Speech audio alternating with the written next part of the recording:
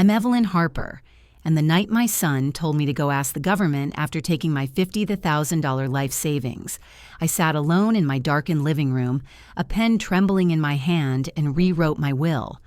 That moment wasn't just about money.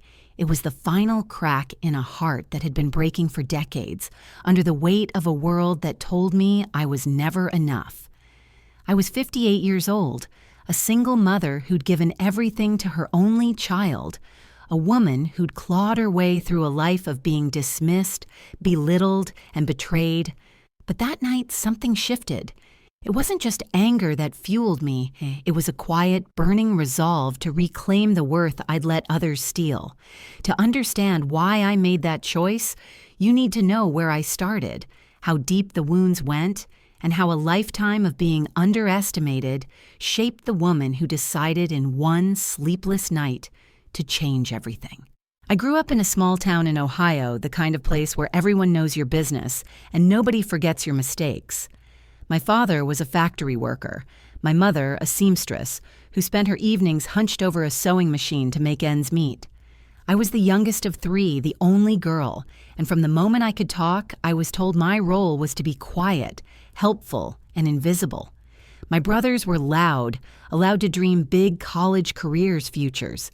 Me, I was expected to marry young, raise a family, and keep my ambitions small. Girls like you don't need to aim too high. My mother would say, her voice soft but firm, as if she was protecting me from disappointment. But I had dreams. I loved books, devoured stories about women who changed the world, and scribbled poetry in the margins of my school notebooks. I wanted to be a writer to tell stories that made people feel seen. When I told my parents I wanted to study literature in college, my father laughed a sharp, cutting sound. "Who's going to pay for that? You think we're made of money?" My mother didn't look up from her sewing. "Evelyn, be practical. Get a job, find a husband. That's what matters." I was 17 when I applied to a small liberal arts college behind their backs, using money I'd saved from babysitting to pay the application fee. When the acceptance letter came, I held it like a treasure, my heart pounding with possibility. I showed it to my parents, expecting, pride maybe. Instead, my father's face darkened. "You're not going. We can't afford it, and you don't need it." My mother's silence was worse than his words. I begged, I cried. I promised to work my way through, but they wouldn't budge. That night, I lay in bed, staring at the ceiling, feeling like my future had been snatched away before it could begin. It was my first real wound, the kind that doesn't bleed but scars deep. I didn't go to college. Instead, I got a job as a receptionist at a local insurance office, answering phones and filing papers, my dreams folded up and tucked away like an old letter. The years that followed were a blur of routine and resignation. I married at 22 to a man named Richard, who worked as a mechanic and charmed me with his easy smile. He wasn't cruel, not at first, but he had a way of making me feel small. "You're lucky I picked you," he'd say, half joking, when I talked about wanting to take night classes or write a book. I believed him. I thought love meant shrinking yourself to fit someone else's idea of you. When I got pregnant at 25, I poured all my hopes into my son, Daniel. He was my light, my reason to keep going. I'd hold him at night whispering stories I made up, promising him a life bigger than mine. Richard left when Daniel was 3, saying he wasn't cut out for family life. He didn't fight for custody, didn't send money, didn't call. I was alone, a single mother in a town that judged me for it, with a toddler and a job that barely paid the bills. I worked harder than I thought possible. I took extra shifts, learned to type faster, smiled through exhaustion. At night, after Daniel was asleep, I'd write short stories, poems, anything to keep that spark alive. I sent a few to magazines, but the rejection letters piled up, each one a tiny cut. "You're wasting your time," my mother said when I showed her one of my stories. "Focus on Daniel. He's your responsibility now." She wasn't wrong, but her words stung another reminder that my dreams didn't matter. I saved every penny I could, determined to give Daniel a better life. I wanted him to go to college, to have the chance I never did. I opened a savings account when he was 5, putting in $20 here, $50 there, watching it grow slowly over the years. It was my sacrifice, my love made tangible. By the time Daniel was in high school, I'd saved $50,000, every cent a testament to the life I'd built for him. Daniel was a bright kid, but quiet with a stubborn streak. He loved science, always tinkering with gadgets, talking about becoming an engineer. I was so proud even when he rolled his eyes at my stories or brushed off my hugs. Teenagers, I told myself, he'll come around. I paid for his SAT prep courses, drove him to college fairs, helped him with applications. When he got into a good engineering program, I cried for days, not just from joy, but from relief. I'd done it. I'd given him what my parents couldn't give me. I told him about the savings account, how it was for his tuition, his future. He nodded, said, "Thanks, Mom," and went back to his phone. I didn't notice the distance in his eyes, not then. The first year of college, I sent him money every month, dipping into the savings. He'd call sometimes rushed, saying he was busy with classes. I didn't mind. I was just happy he was chasing his dreams. But by his second year, the calls stopped. He'd text occasionally, asking for more money for books, he said, or rent. I sent it even when it meant cutting back on groceries or skipping doctor's appointments. I trusted him. He was my son. Then one day, I checked the account. It was empty, $50,000 gone. My hands shook as I called the bank, thinking it was a mistake. They confirmed it. Daniel had withdrawn every cent. He'd gotten access through a joint account I'd set up years ago when he was a kid in case of emergencies. I called him, my voice trembling. "Daniel, what happened to the money?" He was casual, almost annoyed. "I needed it, Mom. For a business idea. It's an investment. You'll get it back." I felt like the air had been sucked out of the room. "A business you didn't ask me." That was my savings, Daniel. My whole life's work. His voice turned cold. "You're always so dramatic. I'm building something. If you need money, go ask the government. They've got programs for people like you." The line went dead. I stood there, the phone still in my hand, his words echoing in my head. People like you. Like I was nothing. Like I was a burden. I don't remember sitting down, but I was on the couch staring at the wall when the tears came. It wasn't just the money. It was the betrayal, the way he'd dismissed me, the way he'd taken everything I'd built and reduced it to a shrug. I thought of my parents telling me I'd never amount to anything.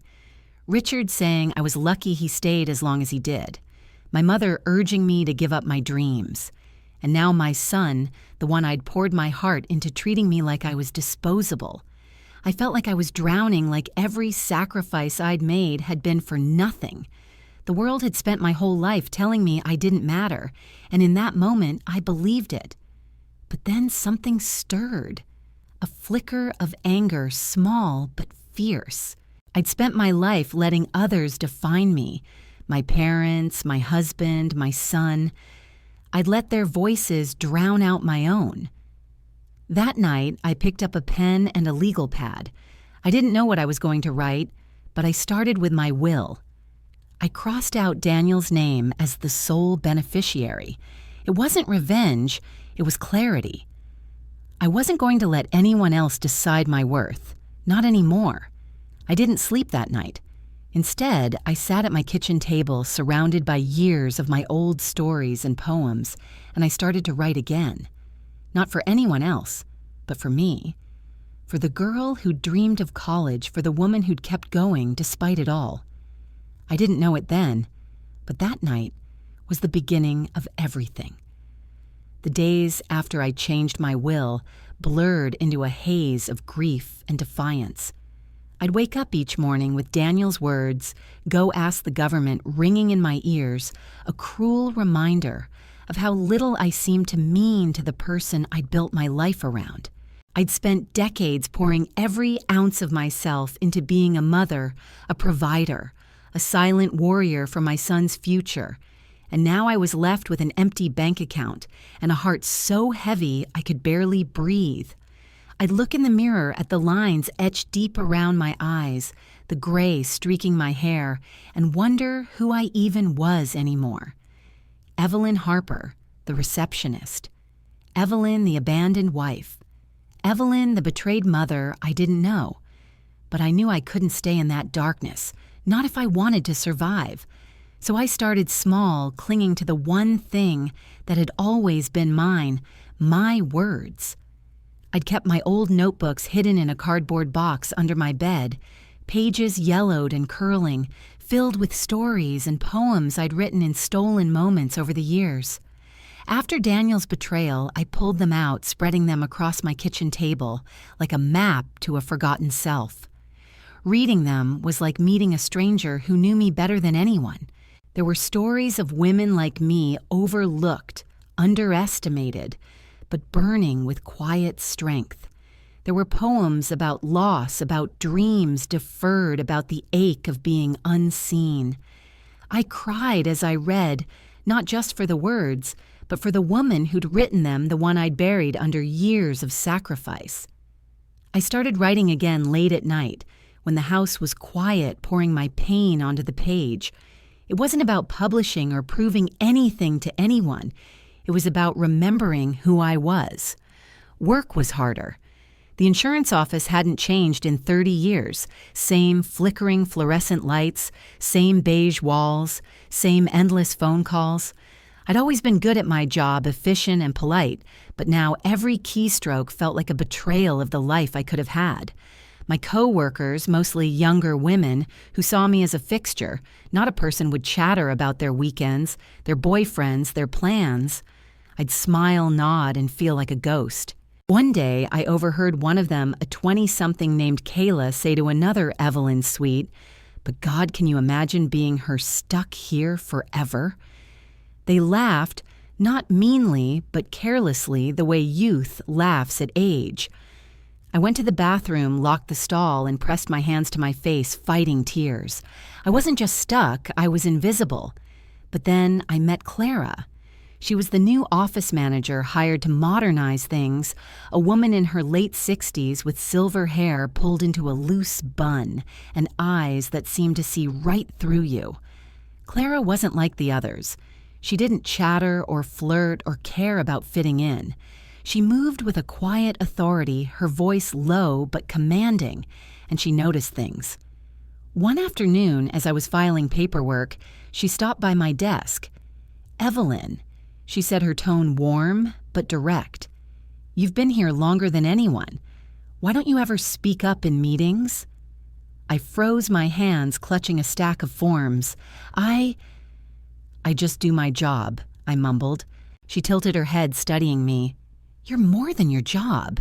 You know that, right?" I didn't answer, but her words stayed with me like a seed planted in cracked soil. Clara started seeking me out. She'd ask my opinion on small things, how to organize the filing system, what to say in a client email, and listen, like my words mattered. One day, she caught me scribbling in a notebook during lunch. "What's that?" she asked, leaning over. I slammed it shut, my face burning. "Nothing. Just notes." She raised an eyebrow but didn't push. The next week, she brought me a book, a collection of essays by women writers. "Read this," she said. "I think you'll like it." I took it home skeptical, but that night I read until dawn, devouring stories of women who'd faced rejection, loss, and doubt, but kept writing, kept creating. It was like someone had turned on a light in a room I'd forgotten existed. I started opening up to Clara bit by bit. Over coffee in the break room, I told her about my college dreams, my writing, the way my family had shut me down. I didn't mention Daniel, not yet. The wound was too raw, and I was ashamed, as if his betrayal was my failure. Clara listened, her face calm, but her eyes fierce.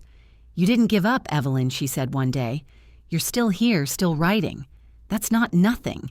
That's everything." I wanted to believe her, but the weight of my life, decades of being told I was less, made it hard. Still, I kept writing, filling notebooks with stories that felt truer than my reality. I wrote about a woman who'd lost everything but found herself in the ruins. I wrote about betrayal, about anger, about the slow, stubborn act of rebuilding. One evening, Clara invited me to a local writing group she led at the community center. I hesitated. The idea of sharing my work with strangers terrified me. What if they laughed? What if they saw through me? Saw the fraud I sometimes felt I was? But Clara was persistent and I was tired of hiding.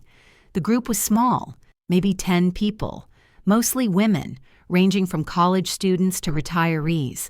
They sat in a circle reading poems and stories, their voices trembling or bold.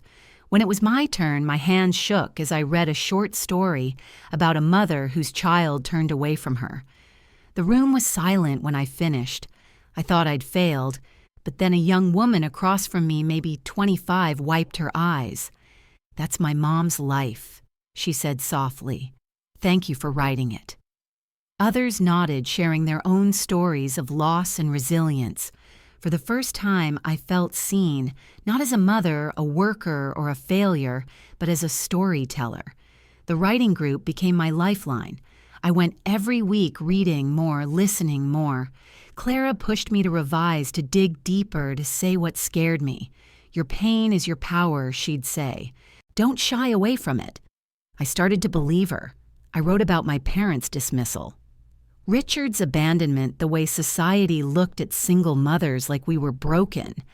I wrote about Daniel, though I never used his name, turning my grief into fiction that felt like truth. The group's feedback was kind but honest, and I got better. My stories grew sharper, my voice stronger. I wasn't just writing, I was reclaiming the girl who dreamed of college, the woman who'd never stopped dreaming even when she thought she had. At work, things shifted too. Clara gave me more responsibilities, writing client letters, drafting proposals. I was good at it, better than I'd expected. One day, she called me into her office. "Evelyn, I'm recommending you for a promotion. Office supervisor." I stared at her stunned. Me.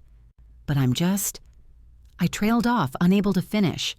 Just what a receptionist, a nobody. Clara leaned forward.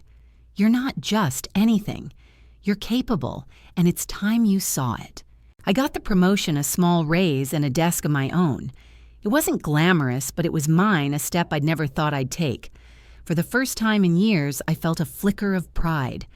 But the pain of Daniel's betrayal didn't fade. I'd check my phone, hoping for a text, an apology, anything. Nothing came. I'd lie awake at night, wondering where I'd gone wrong. Had I loved him too much? Not enough I wanted to call him, to scream, to beg, but I didn't. Instead, I wrote. I filled pages with my anger, my hurt, my love for the boy he'd been. And slowly I started to forgive myself. I hadn't failed him, he'd made his choice. The realization was freeing, but it hurt like setting a broken bone. I was learning to let go, not of my love for him, but of the idea that my worth depended on his approval. One night after the writing group, Clara pulled me aside. "There's a local writing contest," she said, handing me a flyer. "Submit something. You're ready?" My stomach twisted. A contest. With judges, strangers reading my work. But her belief in me was a lifeline, and I couldn't let it go. I spent weeks revising a story, one about a woman who rebuilds her life after betrayal. I sent it in my heart, pounding, and tried to forget about it. But deep down, I hoped. For what I wasn't sure, validation maybe, or just a sign that I was more than the world had told me I was. Waiting for the contest results felt like holding my breath underwater. I'd check my email obsessively, my heart lurching every time a new message appeared, only to find spam or work memos. I told myself it didn't matter that submitting was enough, but the truth was I wanted to win, not for the prize money, though the $1,000 would have helped, but for proof that my words, my pain, my story mattered. Clara kept me grounded, reminding me to keep writing, to focus on the next story. "You're not defined by one contest." Evelyn, she'd say, her voice steady but warm. "You're defined by the fact that you're still here, still creating." I nodded, but the ache for validation lingered, a quiet hunger I hadn't realized I'd been carrying my whole life. The writing group became my sanctuary. Every Thursday night, I'd sit in that circle at the community center, listening to others share their work, feeling the weight of their stories mingle with my own. There was Sarah, a college student who wrote poems about her abusive father, Maria, a nurse who crafted essays about her immigrant parents' sacrifices, and Linda, a retiree whose short stories were sharp and funny, masking her grief over a son lost to addiction.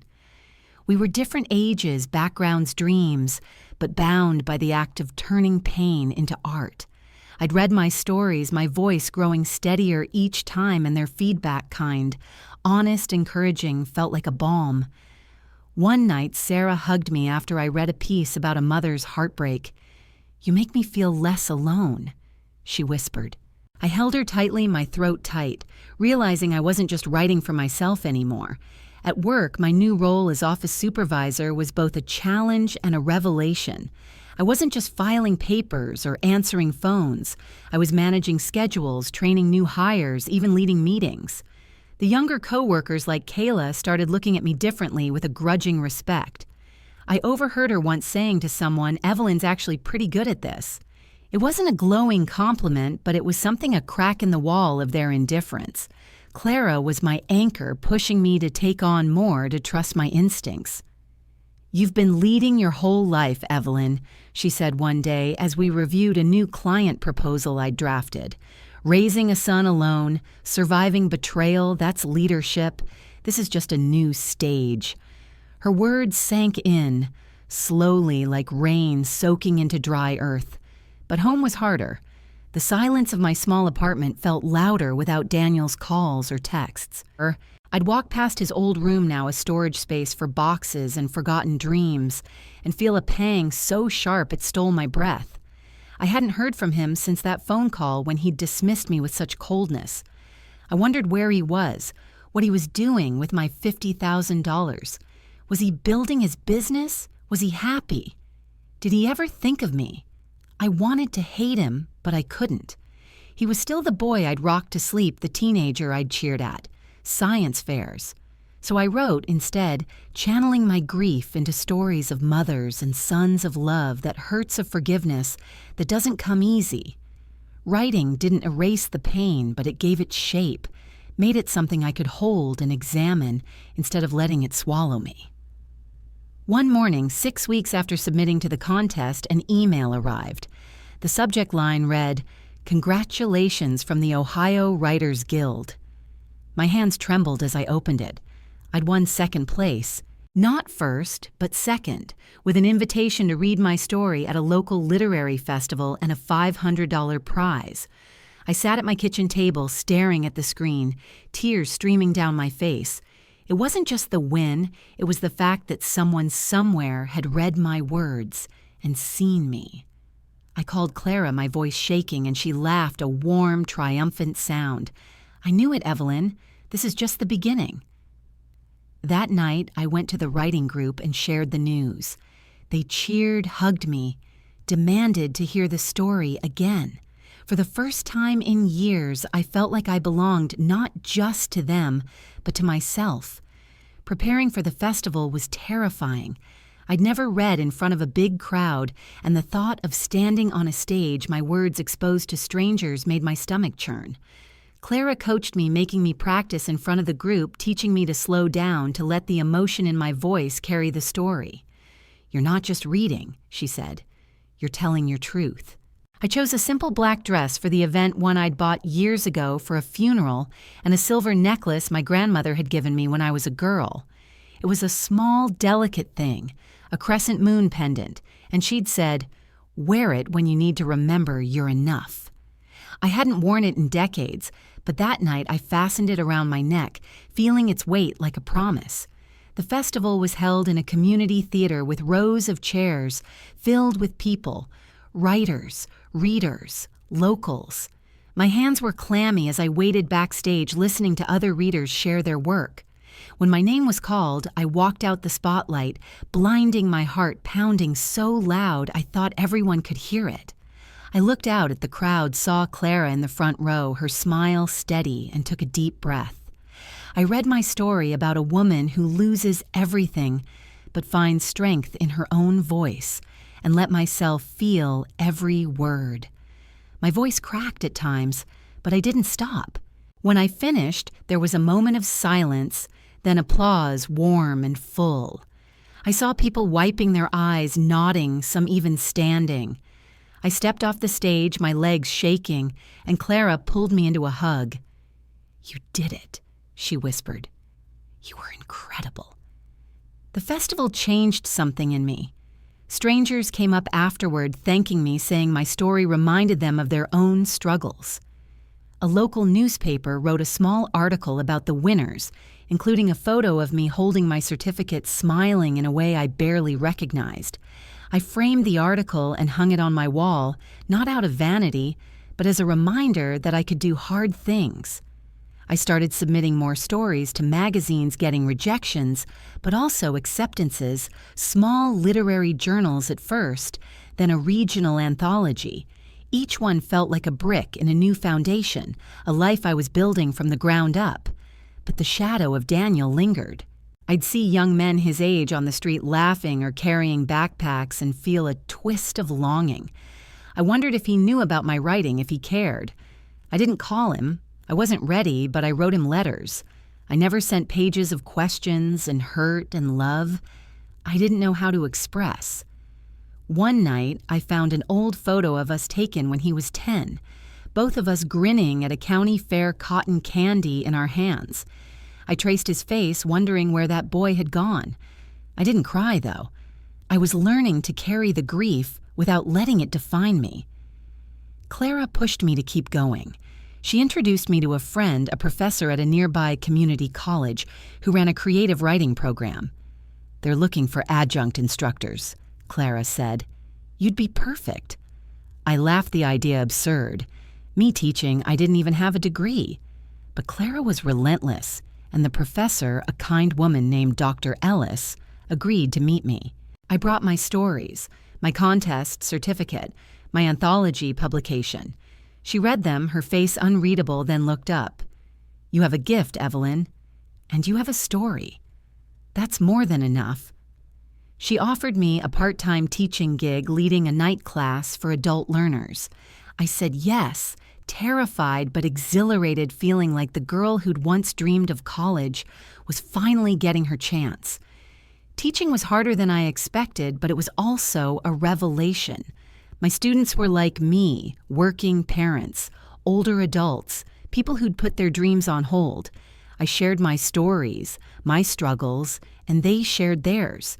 We wrote together, laughed together, sometimes cried together.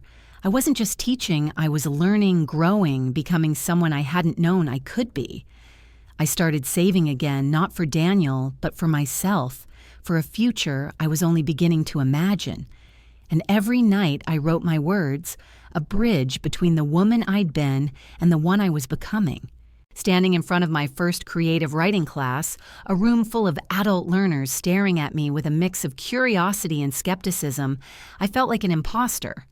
The community college classroom was small with scuffed linoleum floors and desks that wobbled, but to me, it was a battlefield.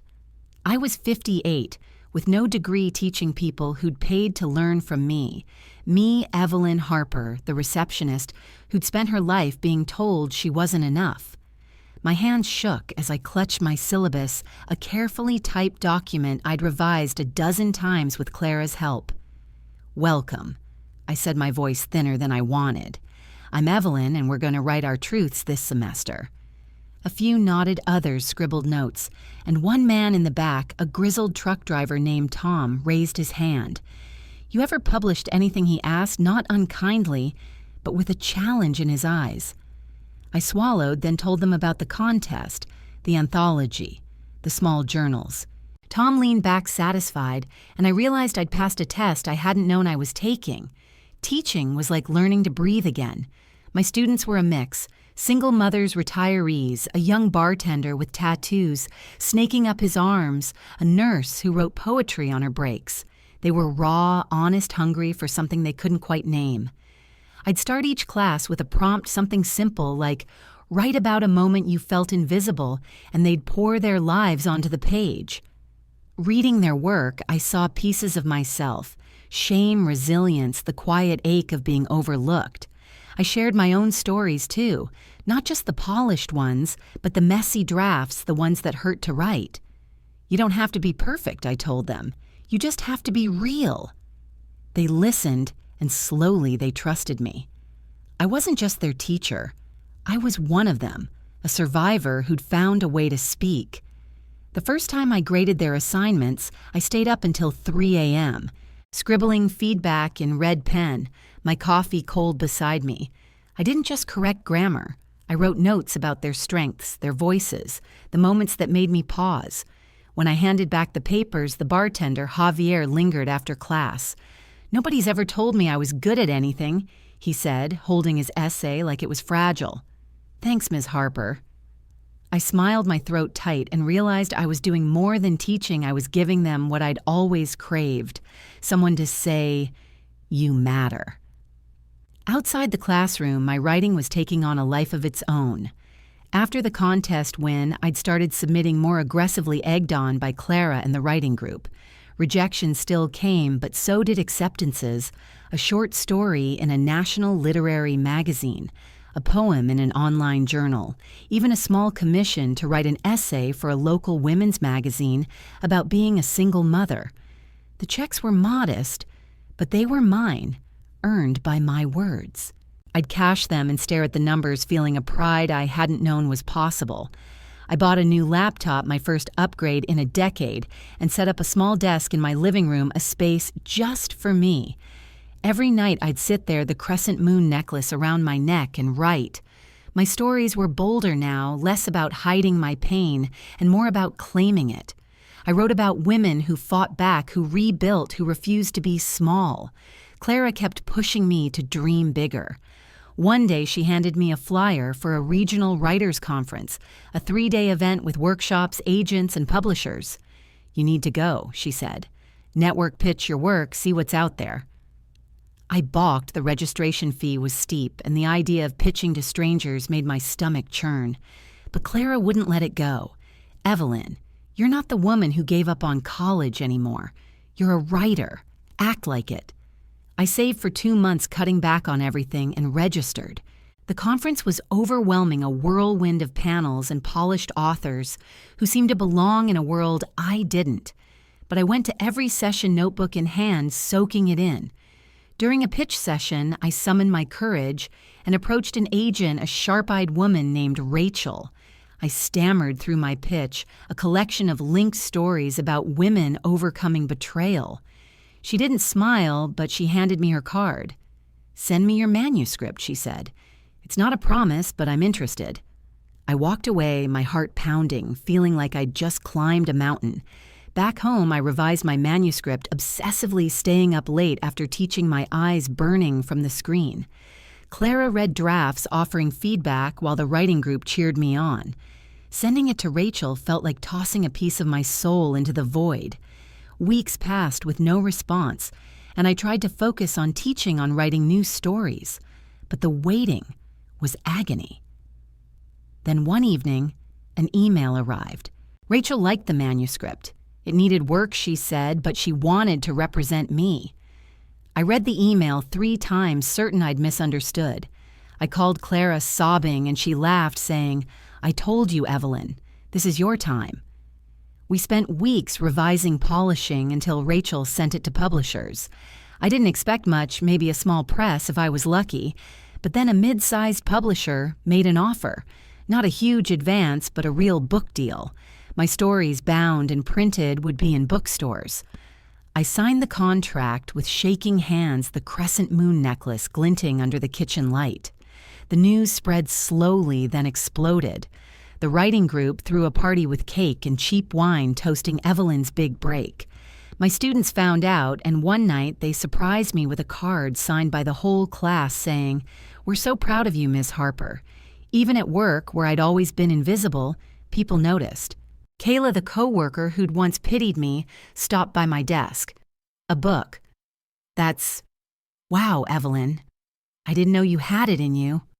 Her words stung, but I smiled. Neither did I for a long time. The local newspaper ran another article this time calling me Ohio's hidden gem, with a photo of me at my desk holding a notebook. I framed it next to the first one, a reminder of how far I'd come. But the triumph was bittersweet. Daniel's absence was a shadow over every victory. I hadn't heard from him in over a year, and the silence felt heavier now with my life finally blooming. I'd see mothers and sons at the grocery store laughing or arguing and feel a pang so sharp I'd have to look away. I still wrote him letters I didn't send, pages of love and anger and questions. I wondered if he'd seen the articles, if he knew about the book. Part of me wanted him to be proud. Part of me wanted him to feel the weight of what he'd done. But mostly, I just missed him.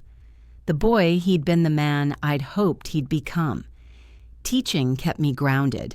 My students' stories grew stronger, their voices clearer, and I saw myself in their progress. One night, Tom the truck driver read a memoir piece about losing his daughter to addiction.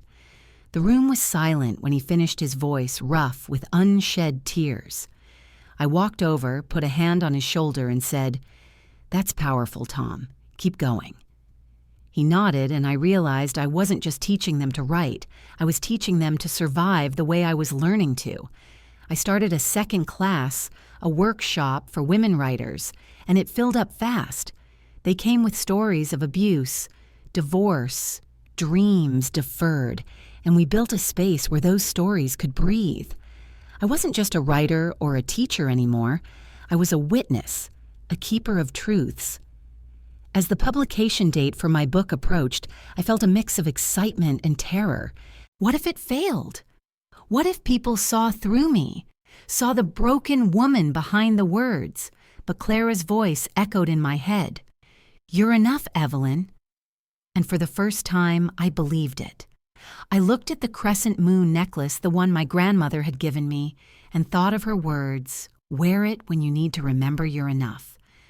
I was ready not just to publish a book, but to live the life I'd always deserved. The months leading up to my book's release were a whirlwind of nerves and anticipation. I'd never imagined my name on a book cover, let alone in bookstores, but there it was, Shades of Resilience by Evelyn Harper, the title, in bold silver letters against a deep blue background. The cover image, a woman standing alone under a crescent moon, felt like a nod to my grandmother's necklace, to the girl I'd been and the woman I'd become. Rachel, my agent, was relentless, pushing me to do interviews, book signings, even a small regional tour. "You're not just selling a book, Evelyn," she'd say over the phone, her voice crisp but kind. "You're sharing your story. People need it." I wasn't so sure standing in front of strangers talking about my life felt like peeling back my skin. But I'd come too far to hide, so I said yes to everything, my heart pounding with every step. My first signing was at a small independent bookstore in Columbus, a cozy place with creaky floors and shelves that smelled of old paper. I sat at a table, a stack of books beside me, the crescent moon necklace glinting under the store's soft lights. A handful of people showed up, some from the writing group, a few students, Clara, and strangers who'd read the newspaper articles. I read a passage from the book, my voice steadier than I expected, about a woman who finds strength after betrayal. When I finished, a young woman in the audience, maybe 30, raised her hand. "How did you keep going?" she asked, her voice trembling. "After everything, how did you not give up?" I paused, my throat tight. "I didn't know I could," I said. But every time I wrote, I remembered who I was. Writing saved me. She nodded, tears in her eyes, and I realized my words weren't just mine anymore. They belonged to her, to everyone who'd ever felt broken. The book didn't make me rich. Most first books don't, Rachel warned me, but it sold steadily better than the publisher expected. Reviews trickled in, some glowing, some critical, but the ones that mattered were the emails from readers. Women wrote to me sharing their stories of divorce abuse, dreams crushed by family or society. One letter from a single mother in Toledo said, "Your book made me feel like I'm not alone. I'm going back to school because of you." I read it over and over, crying, feeling a purpose I'd never known. I started a blog, something Clara suggested, where I shared snippets of my writing and thoughts on resilience. It grew slowly, but readers commented, connected, formed a small community. I wasn't just a writer, I was a voice, a beacon for women like me. Teaching became my anchor. My women's writing workshop was thriving with a waiting list for the next session. My students called me Ms. Harper, their voices warm with respect, and I saw them bloom, writing bolder, sharing deeper. One night, a student named Aisha, a quiet woman who'd fled an abusive marriage, read a poem about reclaiming her name. The room was silent, then erupted in applause.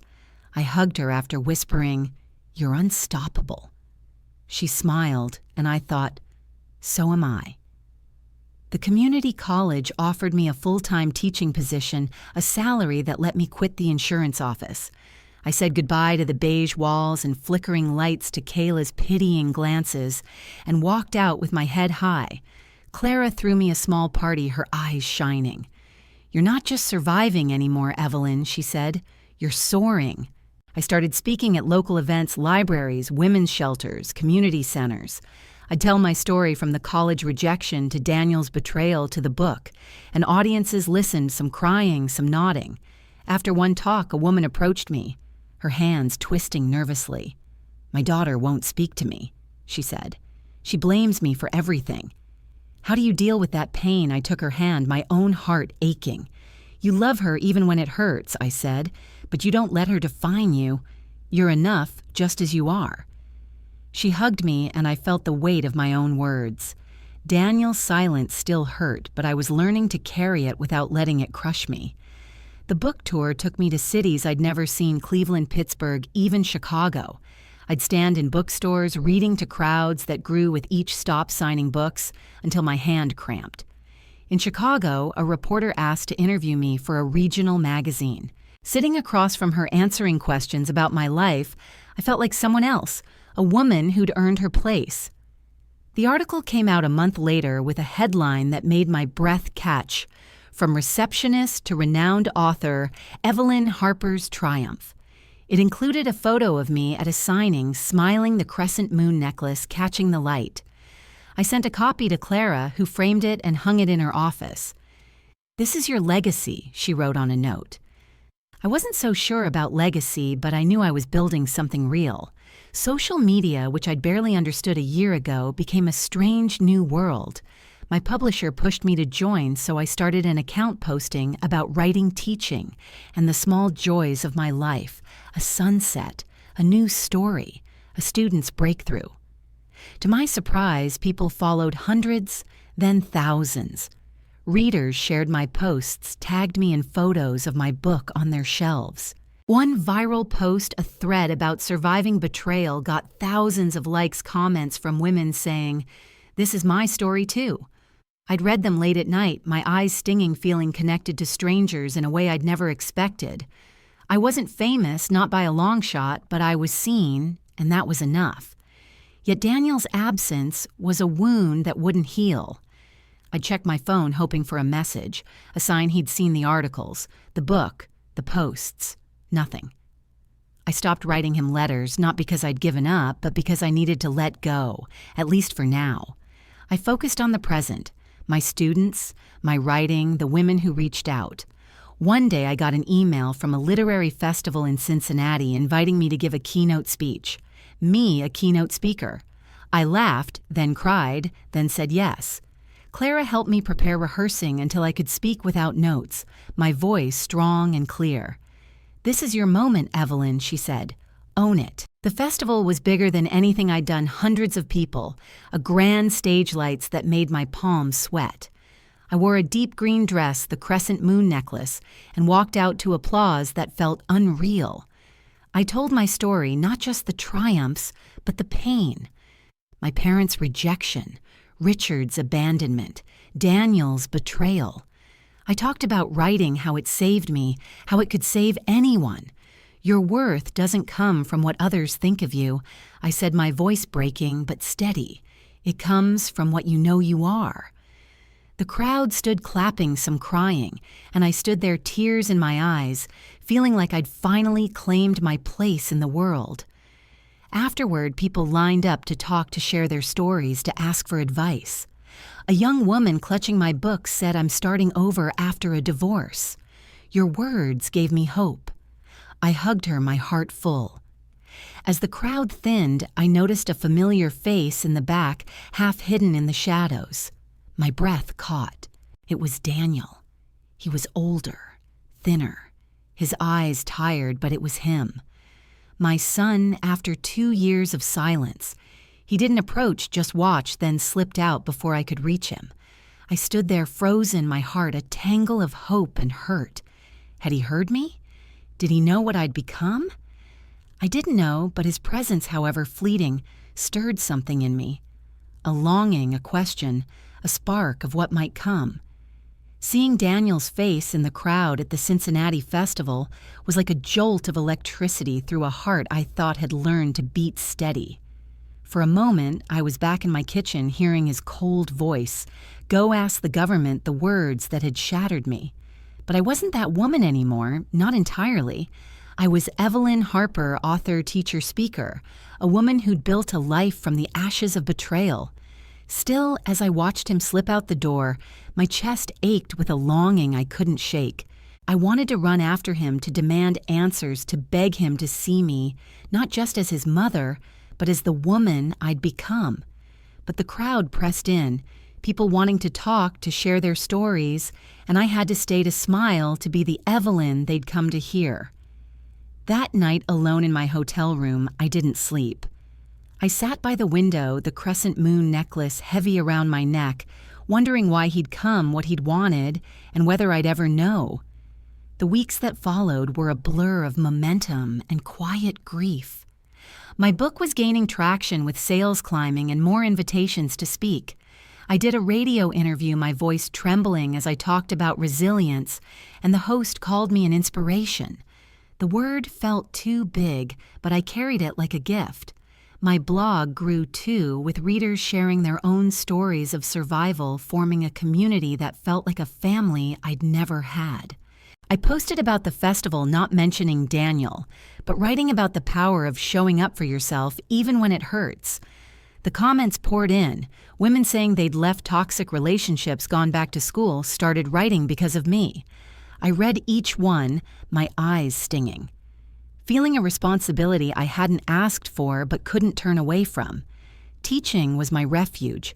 My students were writing with a fierceness that mirrored my own, their stories raw and unapologetic. Aisha, the woman who'd escaped abuse, finished a memoir draft, and I helped her submit it to a small press. When she got an acceptance letter, she burst into tears in class, and we all cheered, a room full of dreamers who'd learned to believe in themselves. I was offered a permanent position at the community college with a raise and benefits, and I accepted, feeling like I'd finally found my place. I decorated my office, a small windowless room with student artwork, framed articles, and a photo of me and Clara at the book launch. The crescent moon necklace hung on a hook by my desk, a reminder of who I was when I forgot. I started working on a second book, a novel this time, about a mother and son estranged by choices neither fully understands. Writing it was like walking through fire. Every page forced me to face Daniel, to imagine his side, to grieve the boy I'd lost and the man he'd become. Clara read early chapters, her feedback sharp but kind. "This is your best work yet," she said. "It's honest, and that's what makes it hurt." I didn't know if I'd ever publish it, but writing it was enough a way to process the pain without letting it own me. I sent the first few chapters to Rachel, who was thrilled, saying it had bestseller potential. I didn't care about bestsellers, I just wanted to tell the truth. My speaking engagements grew, taking me to women's conferences, literary festivals, even a TEDx event. Standing on that stage under a spotlight that felt like it could burn, I told my story to 1,000 people. I talked about my parents' rejection, Richard's abandonment, Daniel's betrayal, and how writing had saved me. "You don't need permission to be whole," I said, my voice steady despite the tears in my eyes. "Your worth is yours to claim." The applause was deafening, and afterward people lined up to talk their stories, echoing mine. A woman in her 50s, her hands trembling, said, "I left my husband last week because of you. I'm scared, but I'm free." I hugged her, feeling her strength and mine intertwine. I wasn't just surviving anymore, I was lighting the way for others.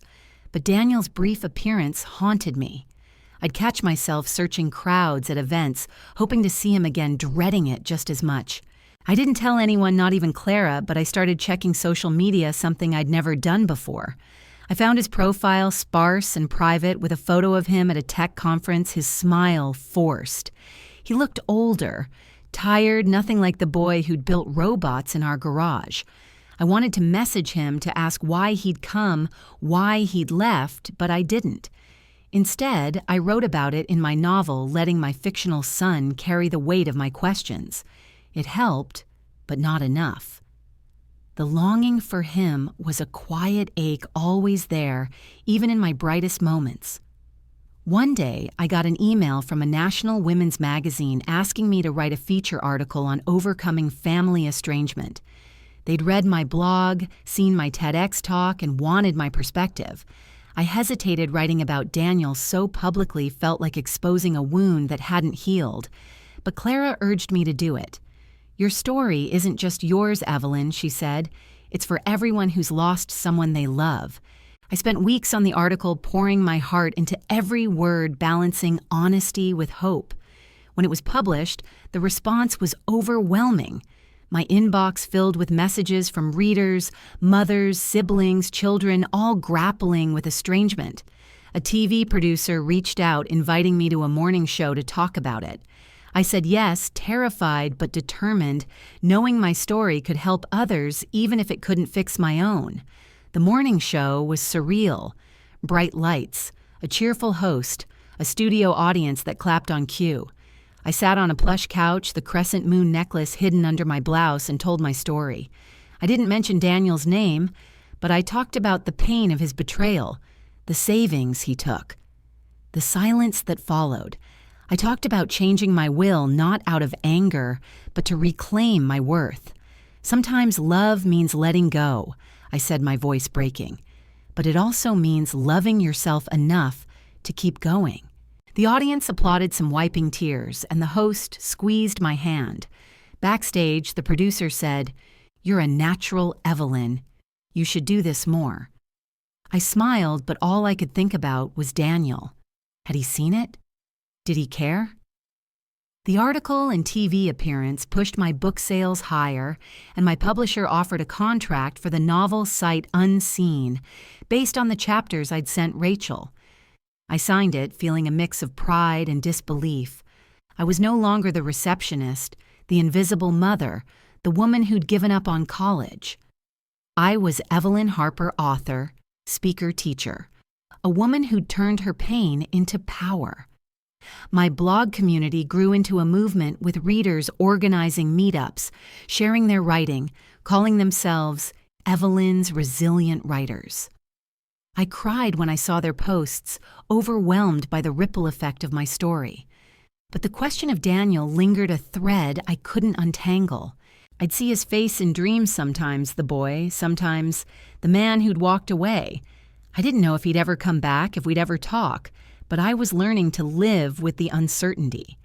I focused on the present, my students, my writing, the women I was helping. At a book signing in Cleveland, a reader gave me a small silver charm, a crescent moon, saying, "This is for you, for reminding us to shine."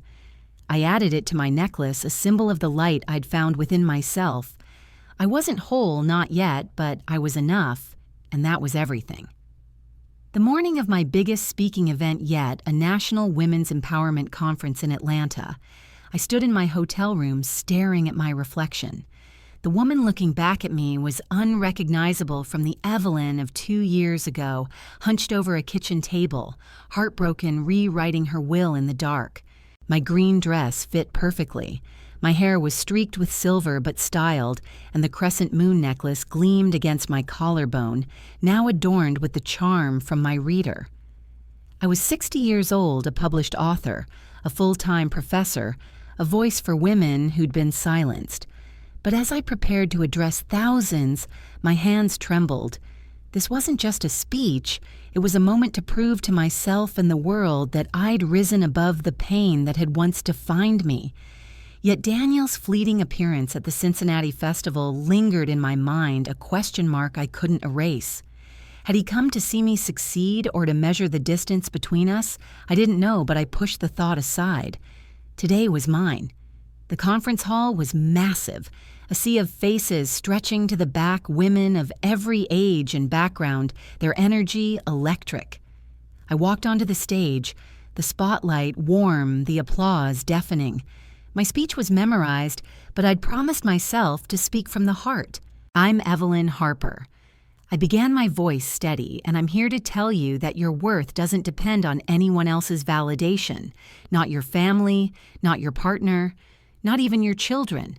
I told my story unfiltered, the college rejection, Richard's abandonment, Daniel's betrayal with my $50,000 the night I changed my will. I talked about writing, how it gave me back my voice, how it led me to teaching to this stage.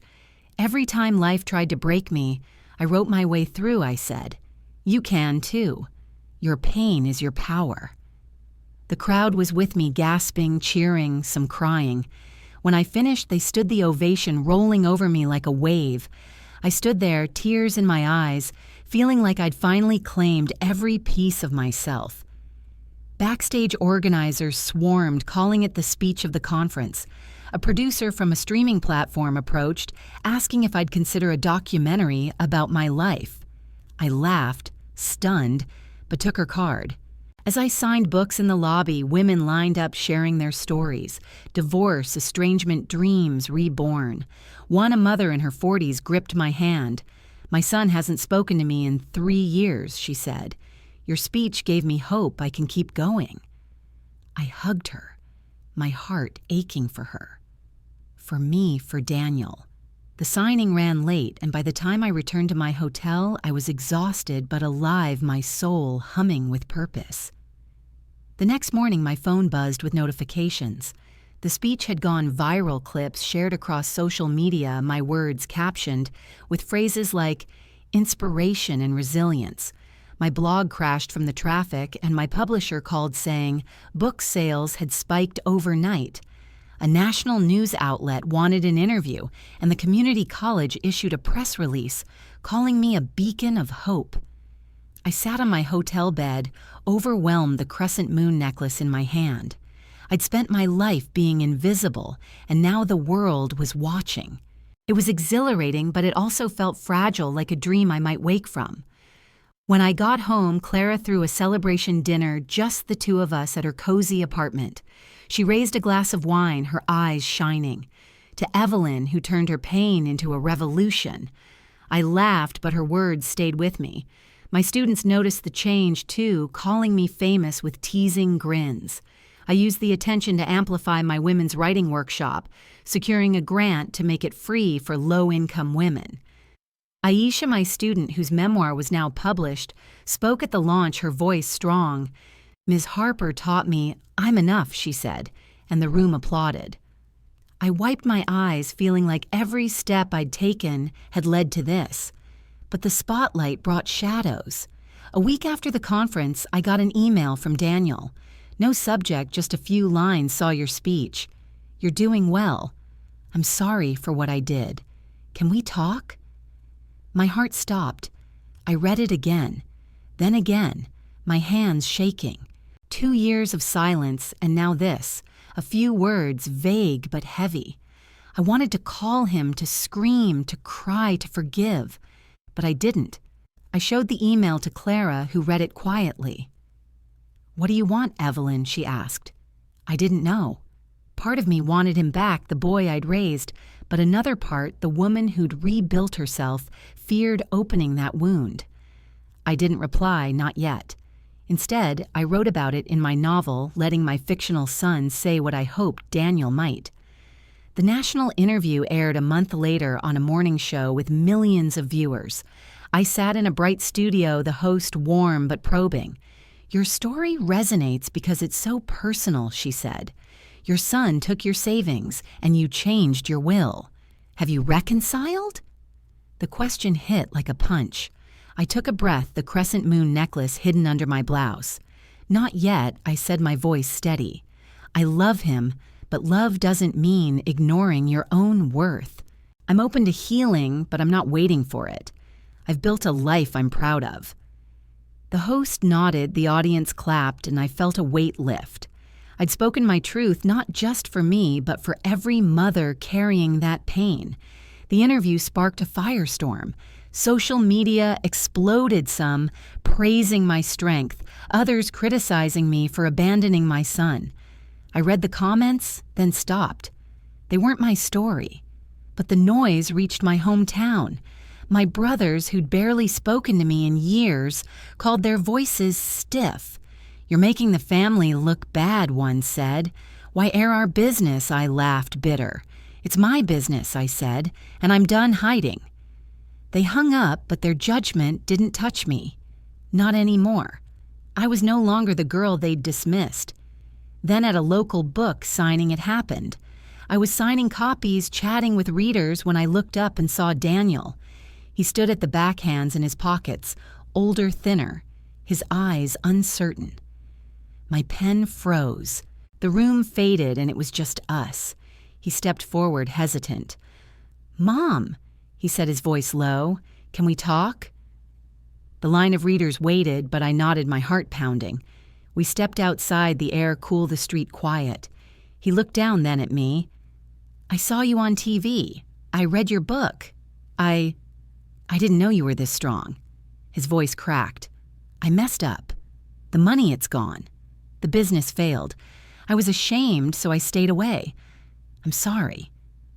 I stood there, years of pain and love colliding. I wanted to hug him, to slap him, to cry. Instead, I said, "You hurt me, Daniel, more than you know, but I'm not that woman anymore." He nodded, tears in his eyes. "I see that. I want to make it right. I didn't forgive him, not then." "It's not that simple," I said, "but I'm listening." We talked for an hour, awkward, raw, the start of something, maybe. He left with a promise to call, and I let him go, knowing I didn't need his apology to be whole. The crowd inside clapped when I returned, sensing something profound had happened.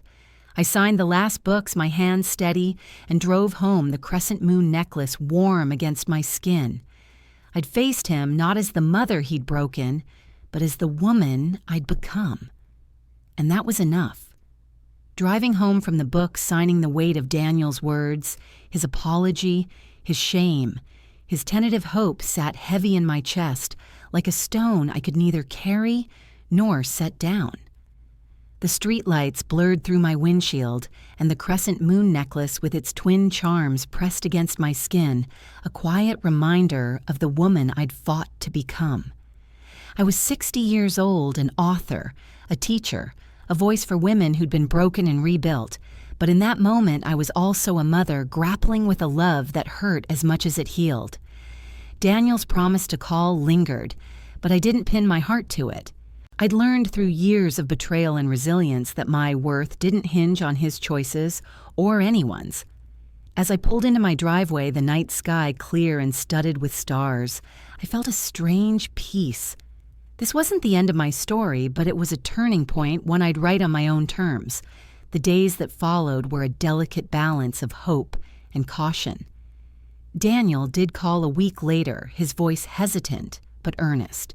We talked not about the money or the past, but about small things, his job at a tech startup, my teaching the weather.